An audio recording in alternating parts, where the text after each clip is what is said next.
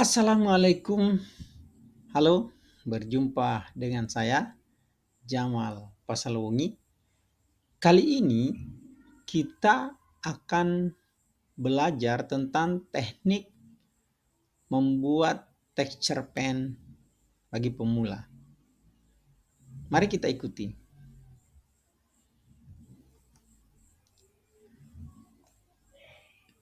Bagi pemula, setidaknya ada 6 teknik membuat texture pen ini.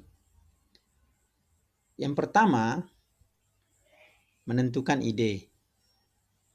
Yang kedua, menulis dengan gaya sendiri. Kemudian yang ketiga, membuat plot dan alur yang sederhana. Yang keempat, tentukan tokoh dan penokohan. Serta yang kelima, menentukan latar dan setting. Yang pertama, ayo tentukan idenya. Bagaimana menentukan ide? Ternyata ide itu tidak harus rumit. Ide itu dapat berasal dari kegiatan kita sehari-hari. Kegiatan kita sehari-hari itu dapat dijadikan sebagai sumber untuk kita gunakan mendapatkan ide. Cerita antara teman, cerita di internet, ada buku, radio, televisi, majalah, dan sebagainya.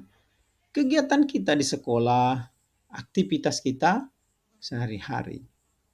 Disitulah kita bisa menemukan ide sebuah cerita.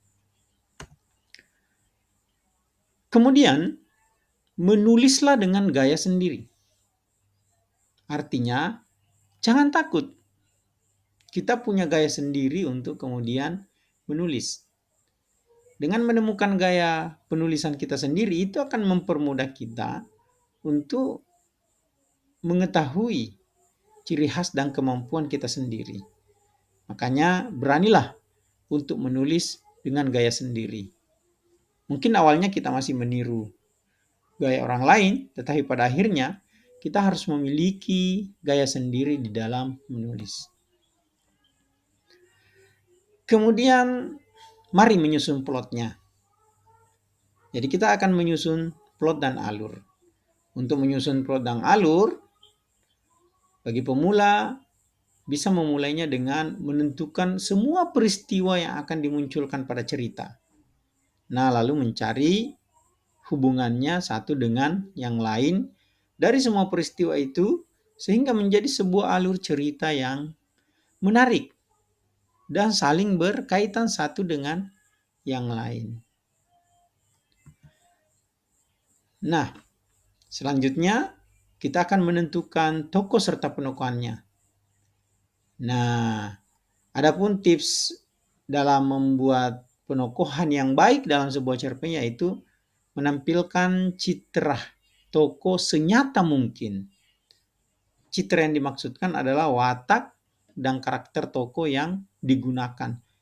Itu harus senyata mungkin sehingga orang ketika membacanya maka seperti melihat tokoh tersebut di dalam dunia nyata.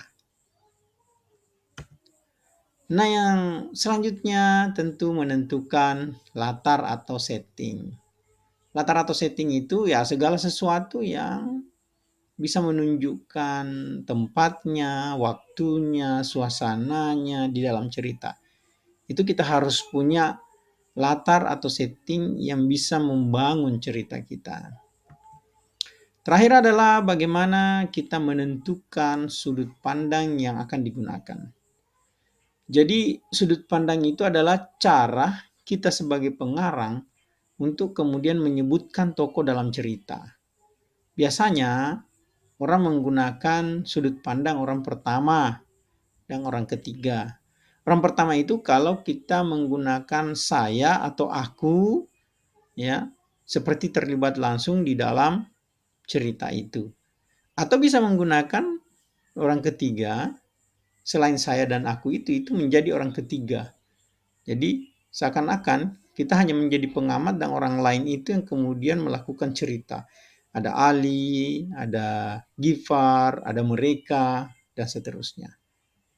Nah, seperti itulah cara menentukan eh, apa namanya, membuat video pembelajaran dengan teknik-teknik yang bisa dilakukan oleh eh, apa namanya, cerpenis pemula. Oke, sampai jumpa. Terima kasih. Assalamualaikum warahmatullahi wabarakatuh.